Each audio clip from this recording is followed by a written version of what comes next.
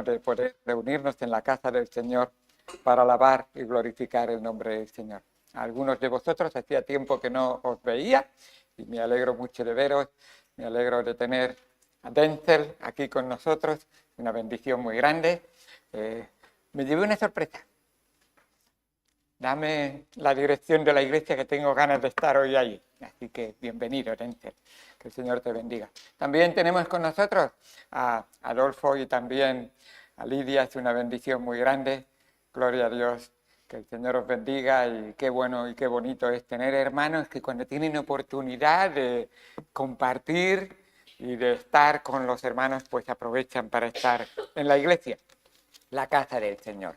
Mandamos saludos de nuestra parte a la familia, al resto, que el Señor les bendiga a ellos también mucho. Vamos a ir al Señor en oración y en un momento estaré entrando en un nuevo tema. Vamos a empezar una nueva serie y vamos a empezar a hacer un recorrido por unos terrenos realmente que hoy son un poco áridos, pero hubo un tiempo que también lo eran y sin embargo alguien estuvo dispuesto a ir ahí. Empezaremos a estudiar Primera y Segunda de Corintios. Así que tenemos tarea. Os tengo que confesar, hermanos, antes de orar, que tenía miedo de empezar ahí. Uno de los libros que más miedo lo tengo. Sí, hay unos capítulos muy bonitos. Por ejemplo, el 13 suena muy bonito. Pero luego hay otros que en medio de ese 13, pues parece que son duros, difíciles, aclaratorios para lo que Dios quiere y espera de nosotros, y siempre es muy bueno. Yo siempre lo dije cuando estuve enfermo: doctor, dígame la verdad y no me enrolle. Así sencillamente. Porque si usted me dice hay que esperar, yo estoy inseguro, mi enfermedad se va a agravar. Pero dígamelo claro. Y el Señor, a través del apóstol Pablo, le dijo a los corintios las cosas claras. Las cosas claras. Y de esa manera sabemos quién es Dios, qué ha hecho Dios por nosotros y qué espera Dios de nosotros, para que veamos realmente que la reconciliación siempre es posible con Dios. Vamos al Señor en oración. Amado Señor, Dios santo que estás en los cielos, gracias por tu palabra, gracias por tu mensaje, gracias Señor por la obra que otros hombres antes que nosotros hicieron y hoy todavía vemos los efectos de esa obra. Gracias por ese milagro tan grande que tú hiciste a través de los hombres y que hoy nuestras almas están recibiendo esas bendiciones. Gracias, Señor, por cada alma que está aquí. Cuídate de aquellos que no pueden estar con nosotros. Tú sabes las diferentes circunstancias, Señor, que a nadie le haya pasado nada, porque algunos hacen un largo viaje para llegar hasta aquí y no han llegado. Señor, cuídalos a ellos también. En el nombre de Cristo Jesús te damos gracias por todo. Amén. Hermano Willy y familia decían que estaban de viaje, pues simplemente orar por ellos para que el Señor los cuide. Su coche de vez en cuando falla, así que no sé exactamente, pero hay algunas ausencias y estaremos orando también por ellos. Bueno, quizás voy a empezar con algo que no sé si os va a llamar la atención. ¿Qué es el Peloponeso? No es el cartel de ninguna peluquería, pues algunos... Ni el Peloso, como es el hermano de Israel, que llamamos, pero el Peloponeso. Bueno, pues el Peloponeso realmente es una región realmente que os va a llamar mucho la atención cuando lo tenga que mencionar. Vamos a estar hoy en Hechos capítulo 18. Esta es la porción de la historia de los primeros cristianos, en este caso en el segundo viaje misionero del apóstol Pablo, Hechos 18, cuando pasó realmente y empezó la obra en lo que llamamos, en lo que es actualmente Europa. Y vamos a ver realmente que a través de Europa el Evangelio se expandió realmente. Y vamos a ver la obra del Señor. Hay una estrecha franja de tierra llamada Istmo que conecta muy bien la península del Peloponeso con Grecia. Es Parece una isla, pero realmente hay un istmo, un estrecho muy pequeñito ahí, y se llama, en ese estrecho hay una ciudad que se llama Corinto, ahí, en ese istmo, en ese estrecho. Corinto estaba entre la antigua Esparta y Atenas. Y podéis imaginar que Esparta y Atenas, a algunos de vosotros os suenan los nombres, y eran ciudades muy prominentes. Tanto es así que en medio justo estaba Corinto y llegó a ser tan prominente como esas ciudades.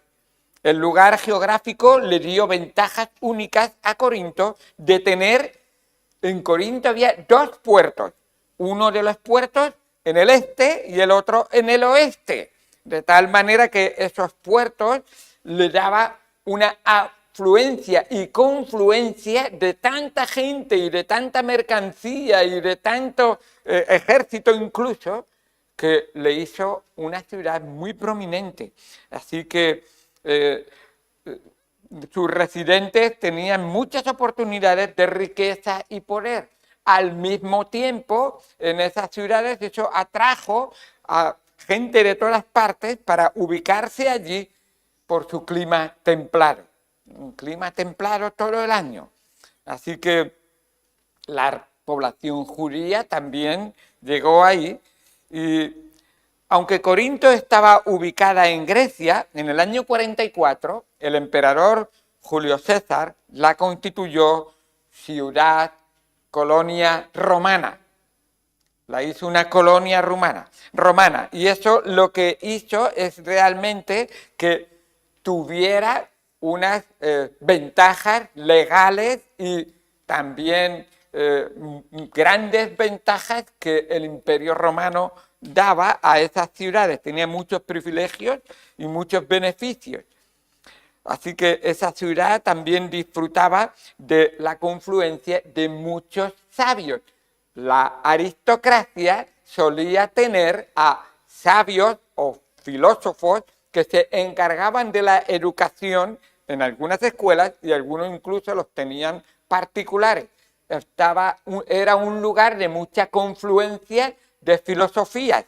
Entonces habían lo que se llamaba esas discusiones, diría yo, o esos debates entre filósofos que debatían uno contra el otro, y de alguna manera era un arte que se enseñaba y que se practicaba y que se tenía audiencia, que se venía incluso a escuchar esos debates que se tenían.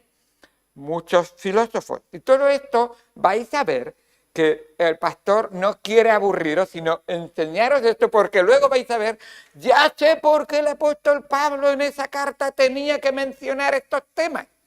Y esos temas son importantes porque el contexto histórico, geográfico y todo lo que era el contexto social se refleja en Primera y Segunda de Corintios. Es verdad que el Evangelio llega al corazón, pero vienen las personas con sus tradiciones, vienen las personas con su bagaje, vienen las personas con su... Y cuando entran en la iglesia, ¿qué hacemos? Nadie obliga a nadie a decir, desnúdate antes de entrar en la iglesia, aquí entramos sin nada. No. Nosotros venimos tal como estamos. Es Cristo el que quiere desnudar nuestro corazón, quiere desnudar nuestra alma y decirnos, aquí la única vestimenta que debemos de utilizar todos es la ropa de Cristo, vestirnos de Cristo.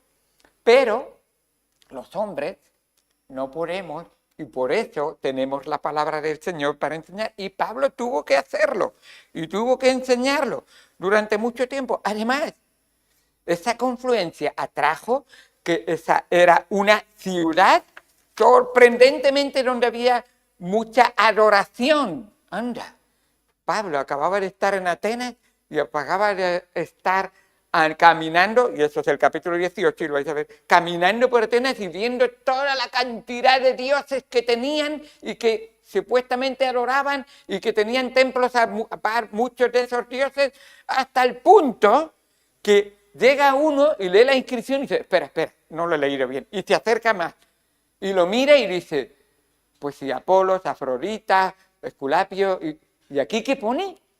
Al Dios no conocido. Y tú dices, venga, hombre, ¿también? Sí, ¿por qué? Pero sabéis que el alma es así. El alma es muy politeísta. Creemos que hay un solo Dios, pero nos adoramos a nosotros mismos. Muchas veces nos cuidamos de una manera muy especial. Yo tengo derecho. Y ya estás empezando a ser politeísta. Politeísta es más de un Dios.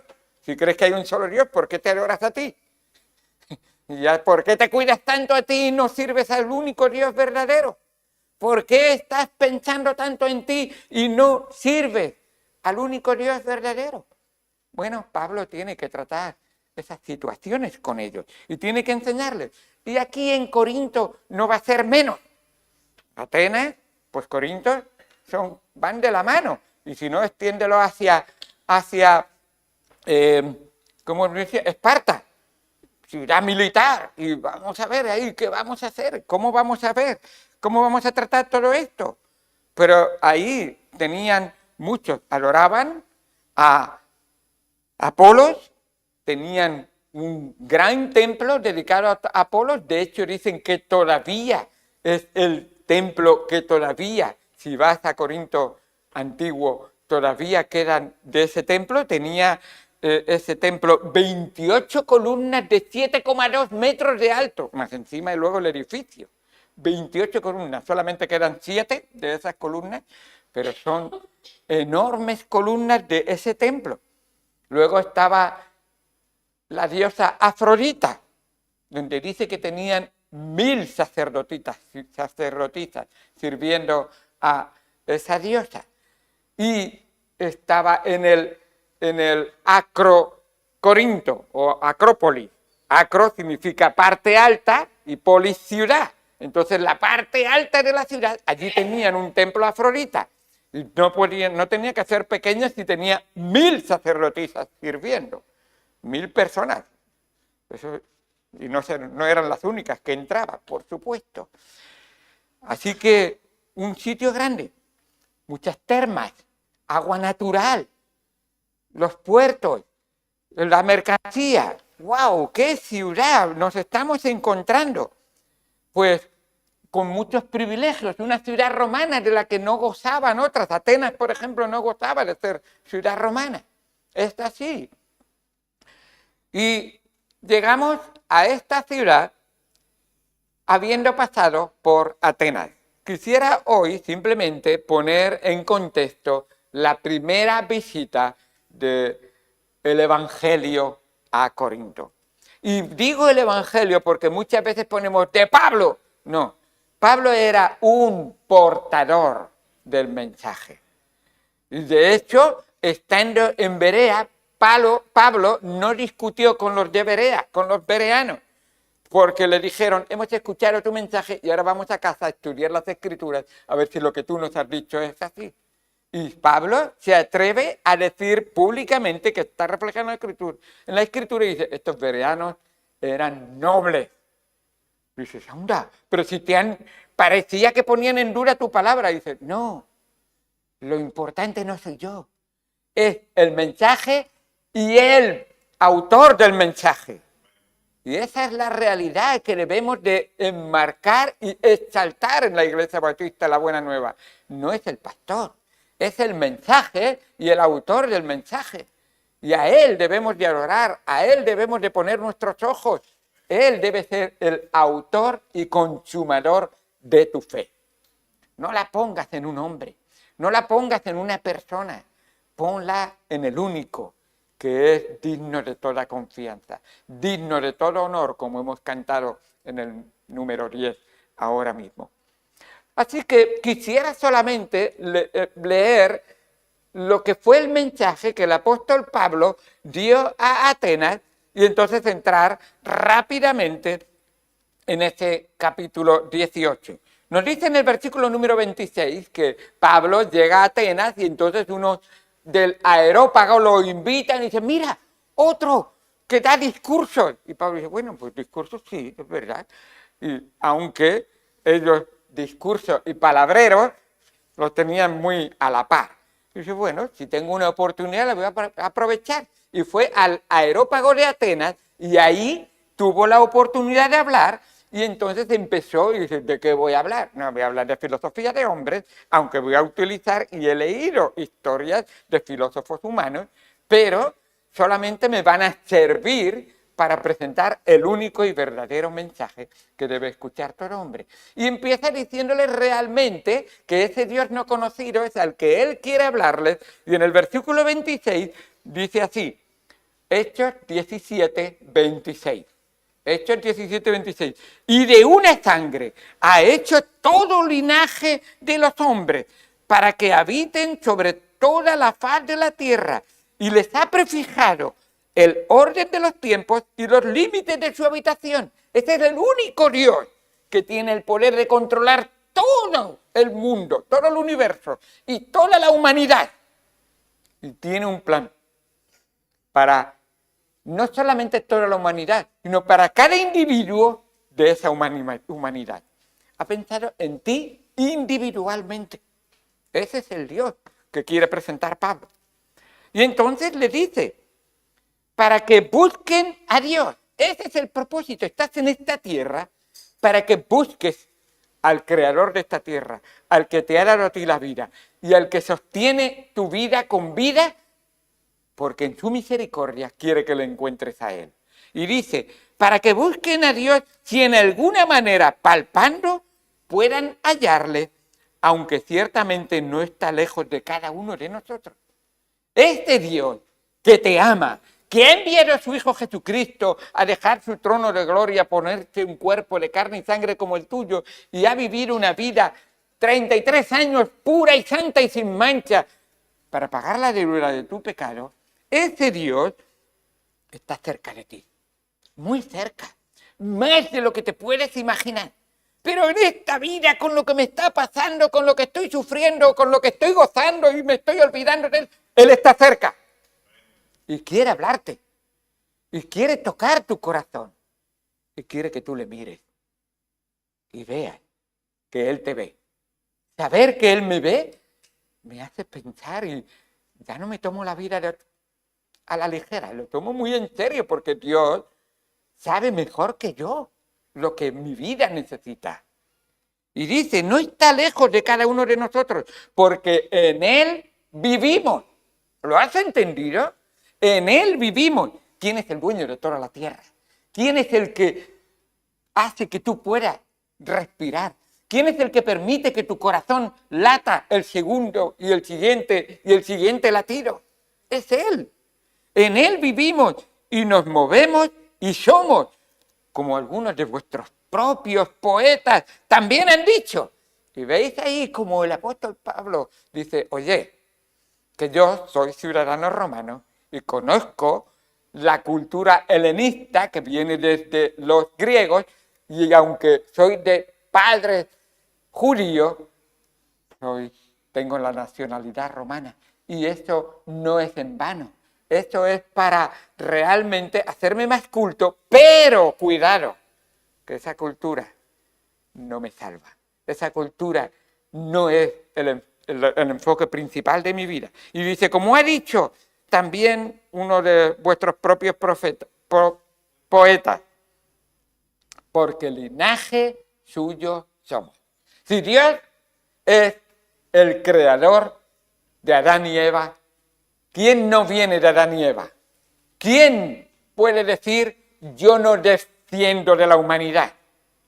Todos descendemos de la humanidad. Él es el que ha dado la vida a cada ser humano. Siendo pues linaje de Dios, no debemos pensar que la divinidad sea semejante a oro, plata o piedras, esculturas de arte y de imágenes de hombres.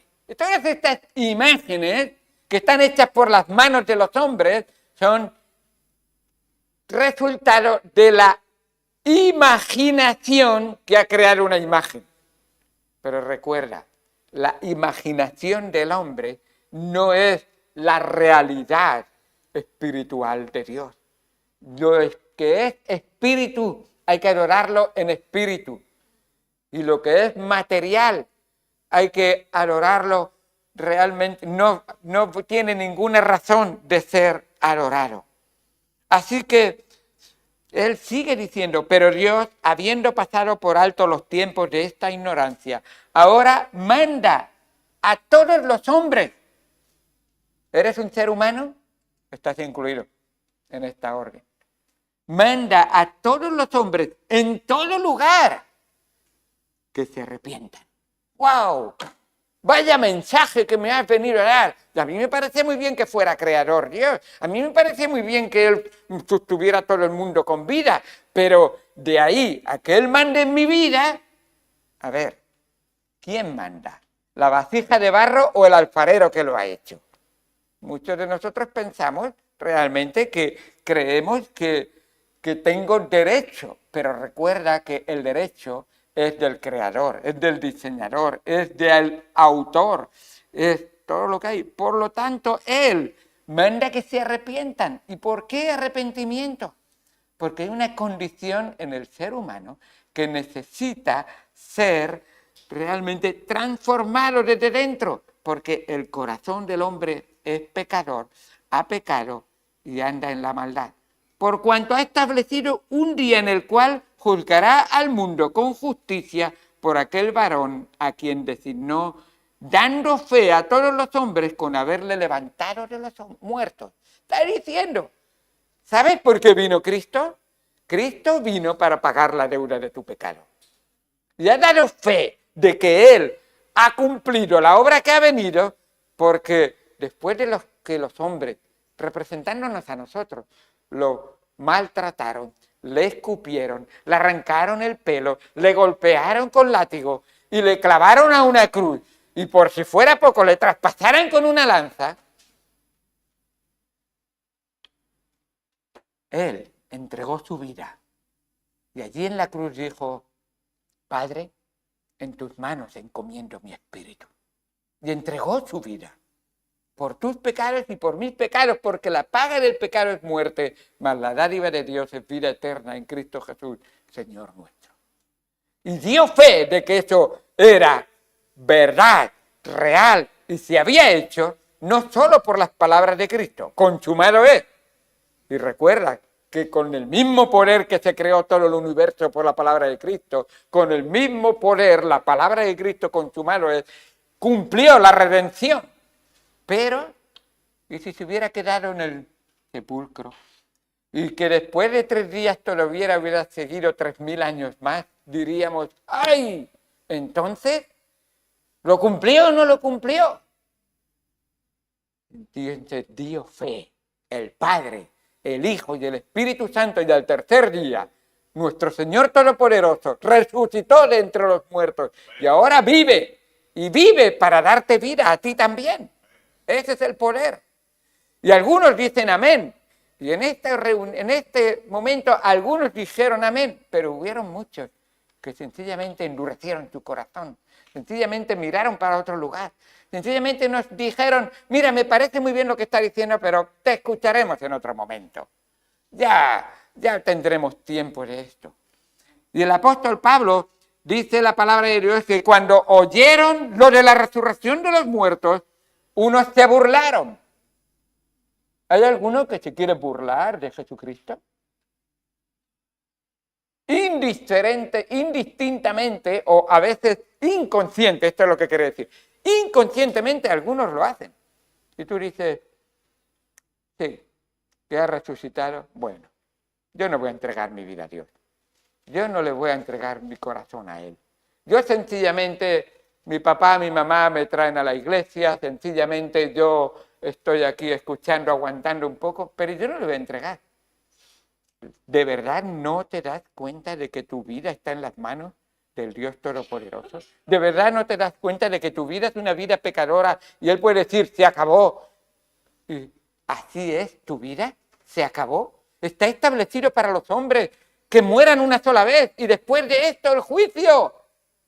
Y de esto les está hablando. Y dice, y unos se burlaban y otros decían, ya te oiremos acerca de esto otra vez, ya tendremos más tiempo, ahora ya, esto es muy aburrido, nosotros nos gusta más emociones, más gritos, más. Ya te oiremos. Y así Pablo salió de en medio de ellos. Mas algunos, y dice la palabra algunos, no muchos, algunos creyeron juntándose con él, entre los cuales estaba Dionisio, el Areópagita, una mujer llamada Dámeres y otros con ellos. Aquí es el momento en que él está en Atenas y dice, bueno, había 1500 oyentes aquí, 3, 4 han acercado al Señor, gloria a Dios por ellos. Gloria a Dios por las almas que han sido transformadas.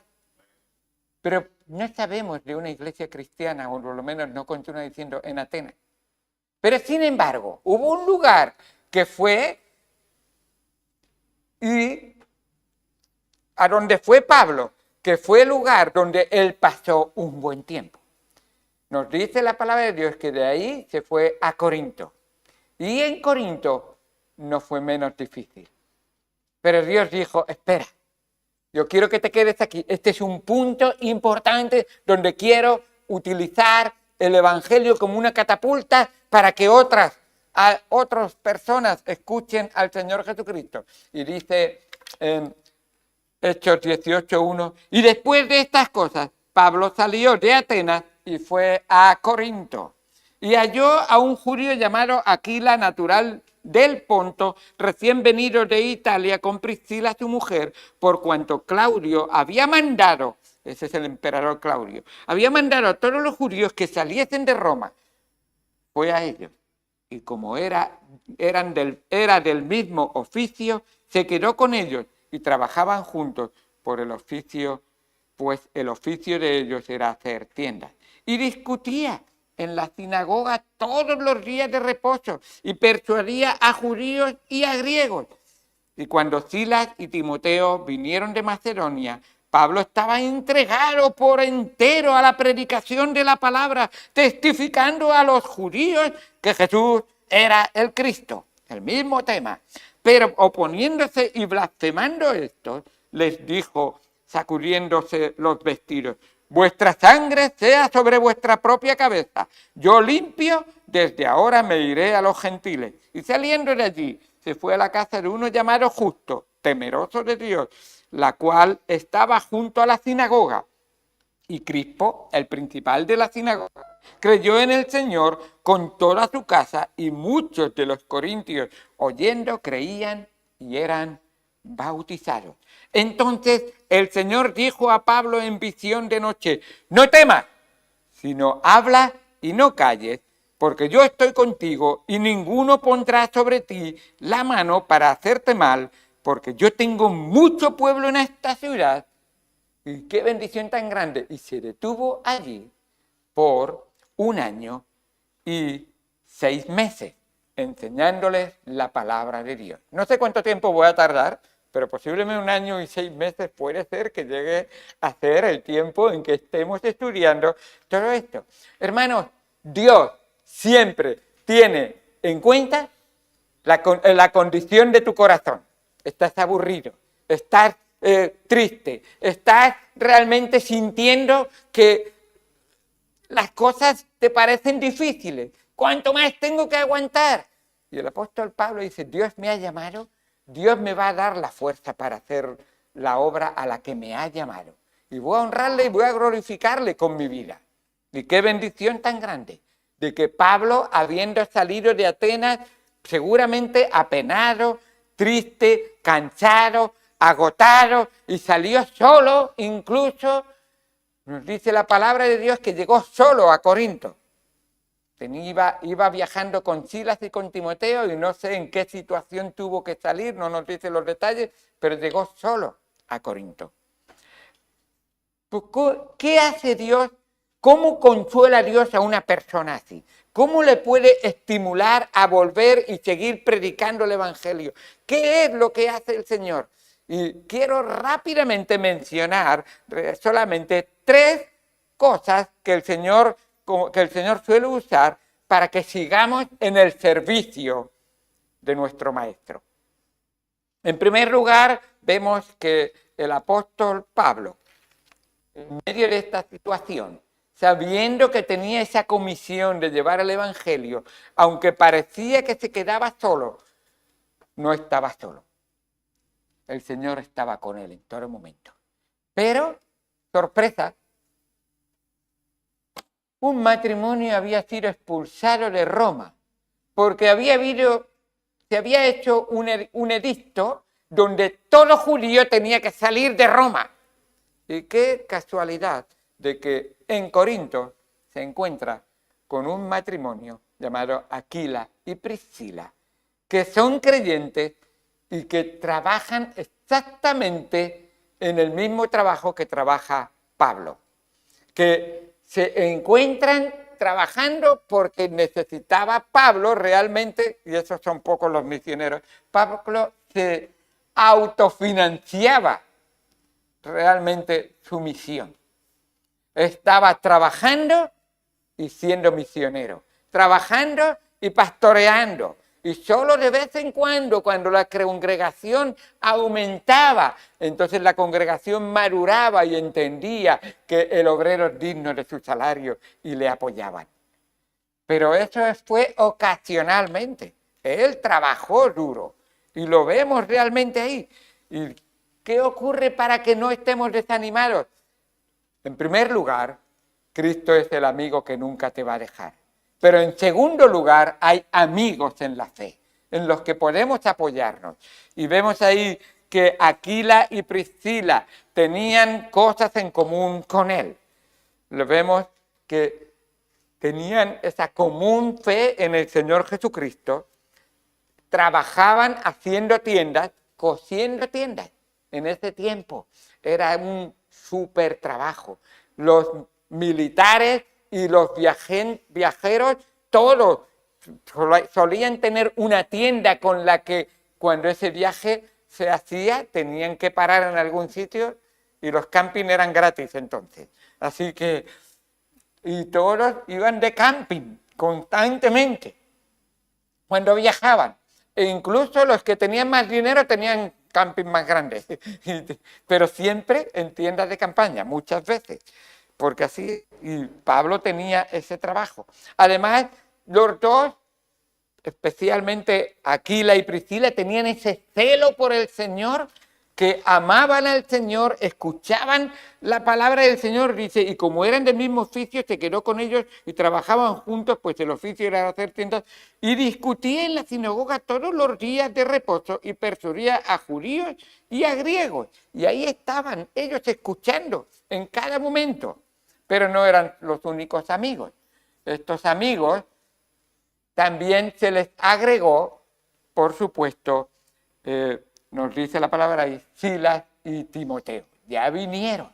Y ya Silas y Timoteo decían, bueno, nosotros podemos estar sirviéndote a ti y tú de tiempo completo en la predicación de la palabra de Dios. Qué bueno es ver que ese hambre por la palabra de Dios y por esparcir el evangelio del Señor era común en esa amistad. Búscate amigos que amen al Señor. Búscate compañero o compañera con el que puedes coro con coro mirar a Cristo e imitar juntos al Señor en todo momento. Pablo los nombra en otras epístolas tanto a Aquila y a Priscila, y qué bueno es verles esa fidelidad que ellos tenían. Y no eran unos que solamente andaban en la superficie del Evangelio, profundizaban a conocer bien a Cristo. Tanto es así que no tenemos el tiempo, pero en el versículo 24 de este mismo capítulo, Aquila y Priscila se sientan con un supuesto predicador que necesitaba más instrucción para conocer mejor la doctrina verdadera. Y Aquila y Priscila haciendo tiendas. ¿Cómo es que ellos? Es que el Espíritu de Dios obra en los corazones de las personas. Es que ese hambre por la palabra de Dios lo puede tener el que cose tiendas, como el que barre, como el que repara coches. Todos tenemos la palabra de Dios a nuestro alcance porque el Maestro, con mayúsculas, es el Espíritu Santo. Y Él va a acomodar la palabra de Cristo a cada vida y a cada corazón para que le conozcamos. Él os enseñará todas las cosas, porque tomará de lo mío y os lo hará saber, dijo el mismo Señor Jesucristo, hablando del Espíritu Santo. Y vemos que ese predicador Apolos fue instruido en las cosas del Señor, nos dice ahí en el versículo 24 en adelante. Y qué bendición tan grande ver realmente que no es cuestión de título ni estatus, es cuestión del Espíritu Santo y someterse, escuchar y estudiar y escudriñar las Escrituras y conocer mejor al Señor Jesucristo. Fue una gran bendición. Y luego, a propósito, Apolos, que donde Aquila y Priscila le cogieron era en Éfeso, una ciudad cercana, y luego Apolo vino a Corinto y él predicó ahí en Corinto también, estuvo predicando la palabra de Dios en Corinto. Así que, pero ahora con una certeza mayor y exactitud mayor de la palabra de Dios.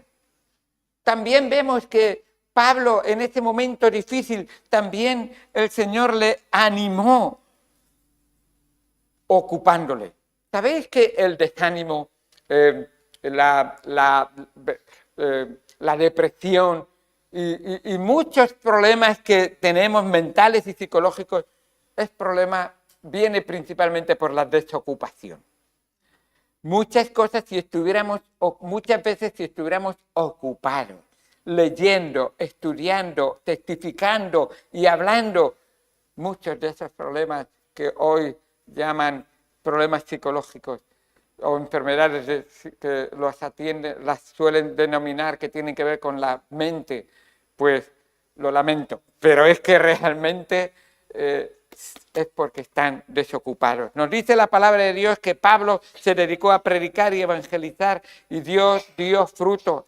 Pablo entendió que si hay mucha oposición es porque hay mucha necesidad de salvación. Y aquí mismo vemos realmente que en el versículo 6, pero oponiéndose y blasfemando esto, él ¿qué hizo? Dijo, mira, pues voy a seguir predicando, pero si vosotros no queréis escuchar, tranquilos, que hay otros que escucharán.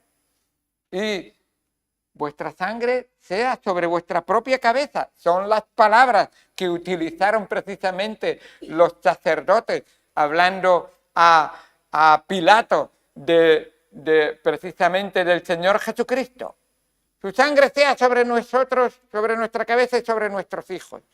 Pues él utilizó las mismas palabras para decirle, oye, la sangre de Jesucristo no se desprecia. La sangre de Jesucristo no da igual. La sangre de Jesucristo es sumamente importante porque sin derramamiento de sangre no se hace remisión o perdón de pecado. Y entonces dice la palabra de Dios, y saliendo de allí se fue a la casa de uno llamado Justo, temeroso de Dios, el cual estaba junto a la sinagoga. ¿No quieren escuchar los de la sinagoga? Pues al lado de la sinagoga voy a predicar. Ya saldrán. Y Crispo, que era principal de la sinagoga. Vaya, pues empezamos bien. Si uno de la sinagoga, que es principal, se convierte al Señor, Dios está dando fruto. Crispo, principal de la sinagoga, creyó en el Señor con toda su casa. Y muchos de los corintios, oyendo, creían y eran bautizados. Ahora vemos muchos. En Atenas, algunos. En Corinto, muchos. Sé fiel al Señor. Testifica. Predica la palabra de Dios. No te acobardes. No te rindas. Dios va a dar fruto. Y en tercer lugar, se apoyó en las promesas del Señor. Yo voy a estar descansando en los brazos del Señor. Es así como es tu fe, que cree en Él y descansas en Él. Yo creí en el Señor Jesucristo. ¿Tiene poder para salvarme? ¿Tiene poder para llevarme hasta el final de la vida? Sus brazos son poderosos. Y recuerda que cualquiera que ha creído en Él no tiene nada que temer. Nada ni nadie nos puede separar del amor de Dios que es en Cristo Jesús, Señor nuestro. Así es su poder. Y esa amistad que hemos visto, bueno, lo tenemos ahí su promesa, versículo 9. Entonces el Señor dijo a Pablo en visión de noche, no temas, sino habla y no calles. ¿Es así tu vida? ¿Escuchas a Dios que te dice testifica y te da vergüenza testificar y miedo y te escondes? No temas, porque yo estoy contigo. ¿Lo había prometido esto el Señor antes? ¿Qué había dicho en la gran comisión? Todo poder me es dado en el cielo y en la tierra. Por tanto, id y testificar y no calléis. ¿Y cómo termina diciendo? Dice, enseñándoles que guarden estas cosas. Y he aquí, yo estoy con vosotros todos los días hasta el fin del mundo. ¡Qué bendición! Que la promesa del Señor sigue manteniéndose fiel y firme. Y le dice, porque yo estoy contigo y ninguno pondrá sobre ti la mano para hacerte mal, porque yo tengo mucho pueblo en esta ciudad. ¿Sabéis que en tu casa hay mucho pueblo que Dios quiere salvar? ¿Sabéis que en vuestro edificio hay mucho pueblo que Dios quiere salvar? ¿Sabéis que en Alicante hay mucho pueblo que Dios quiere salvar? No temáis, testificad. Dios lo va a redimir, pero quiere utilizarte a ti. Espero que no estés dispuesto a decir que hablen las piedras, porque Cristo es capaz de hacer que hablen las piedras si tú te callas. Si vosotros os calléis, las piedras hablarán, pero cuidado que no caigan las piedras sobre vosotros. Hablad para que las piedras no tengan que moverse. Y Dios obrará a través de vuestras vidas. Predicar el Evangelio con poder y Él os usará. Así es, que nosotros debemos animarnos unos a otros en nuestra iglesia. Recuerda que tenemos amigos. Sí, si alguno